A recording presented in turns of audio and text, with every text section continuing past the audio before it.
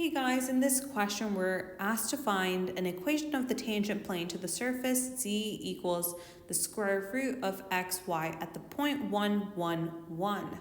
So to solve this question, it's important to understand the formula for tangent plane or have that memorized. So the formula is z minus z naught equals the partial derivative times x minus x naught plus the partial derivative with respect to y times y minus y naught. Okay, so now that we have our formula, let's start computing our partial derivatives. So for the partial derivative with respect to x, so that's represented this way, we're going to have equals, and we're given that our function is the square root of x, y. So I'm going to take the derivative of x and treat the y as a constant. So y is a constant. Y is constant in this case, or it's treated as such. So therefore, my partial derivative would be 1/2 times xy to the power of negative 1/2 times y.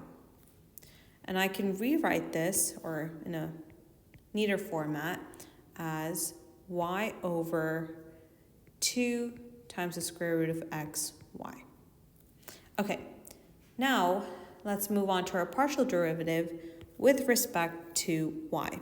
So fy, and now x is treated as a constant in this case. So my partial derivative is going to be 1/2 times xy to the power of negative 1/2 times x, because x is treated as a constant. Okay, cleaning this up, we're going to get the partial derivative with respect to y equals x over 2 times the square root of x, y. Okay, now that we have our partial derivatives, we can evaluate at 1, 1. So f of x, let me use this color. Okay, so the partial derivative with respect to x of 1, 1 equals 1 over 2 times the square root of 1 times 1, which equals 1 over 2. And for y, I'm going to use this color. So the partial derivative of y with respect to y at the point 1, 1 equals 1 over 2 times the square root of 1 times 1, which is also 1/2. Okay, now we can substitute into the tangent plane formula, which is up over here. So so I'm going to zoom out a little bit. Okay, there we go. We're going to get, I'm going to change the color too. Okay, so we have z minus z naught, which in the question we're told that it is 1. So z minus 1